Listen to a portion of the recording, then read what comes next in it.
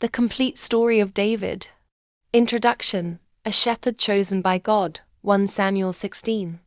David was the youngest son of Jesse from Bethlehem. He was a shepherd boy, tending sheep in the fields. At that time, King Saul ruled Israel. But God rejected Saul due to his disobedience. God sent the prophet Samuel to anoint a new king. Samuel visited Jesse's house and passed over his older sons until God directed him to choose David, the youngest. Samuel anointed David privately, and the Spirit of the Lord came upon David powerfully from that day on. David enters the king's court. Not long after, Saul was tormented by an evil spirit. His servants suggested finding someone who could play the harp to soothe him. David, known for his music and bravery, was brought to the palace. He played the harp for Saul and found favor in his eyes. David began serving the king, though no one yet knew of his future as Israel's leader. David and Goliath, 1 Samuel 17. The Philistines, Israel's enemies, challenged the nation in war. Their champion, Goliath, a giant over 9 feet tall, mocked the armies of God for 40 days. No Israelite dared face him. When David visited his brothers at the battlefield, he heard Goliath's taunts and offered to fight him. Trusting in God, refusing armor, David went with a sling and 5 stones. He struck Goliath on the forehead with a stone, killing him instantly. This great victory made David famous throughout Israel. Rising fame and Saul's jealousy. 1 Samuel 18-20. As David's fame grew, so did Saul's jealousy. The people sang, "Saul has slain his thousands, and David his tens of thousands." Saul attempted to kill David multiple times, but Jonathan, Saul's son and David's closest friend, helped David escape. David's wife, Michal, who was Saul's daughter, also aided his flight. David became a fugitive, moving from place to place. Life on the run. 1 Samuel 21-30.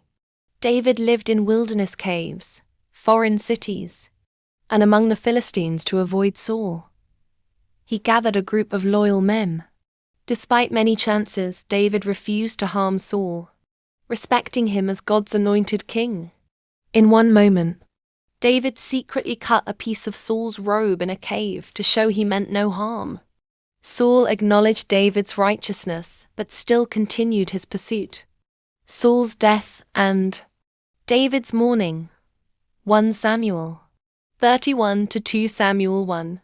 Eventually, the Philistines attacked Israel again. Saul and his sons died in battle. When David heard the news, he mourned deeply, writing a lament for Saul and Jonathan, praising their courage and friendship. Bringing the Ark of the Covenant to Jerusalem. 2 Samuel 6.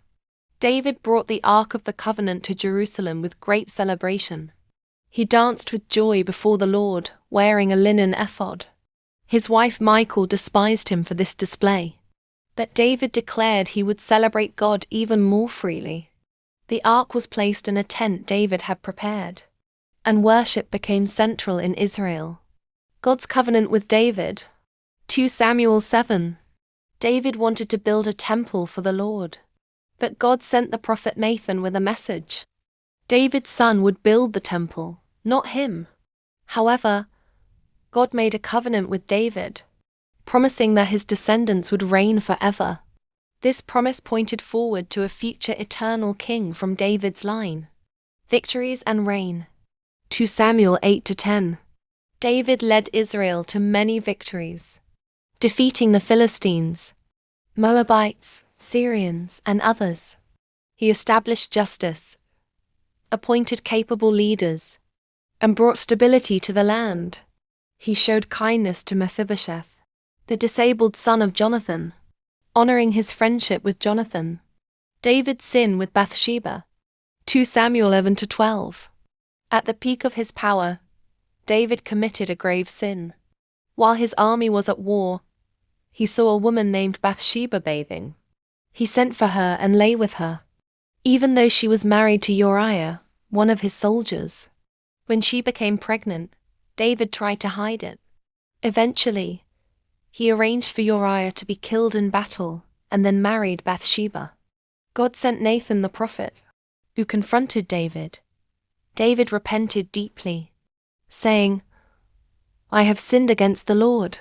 Though forgiven, David faced great consequences in his family troubles and rebellion.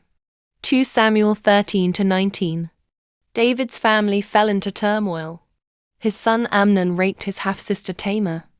Tamar's brother, Absalom, killed Amnon and later declared himself king. David fled Jerusalem during the rebellion. Absalom was eventually killed in battle, and David wept bitterly for his son, crying, "O Absalom, my son, my son." Restoration and final years. 2 Samuel 20-24. David returned to Jerusalem and restored order. He faced more rebellions and hardships, but he continued to seek God.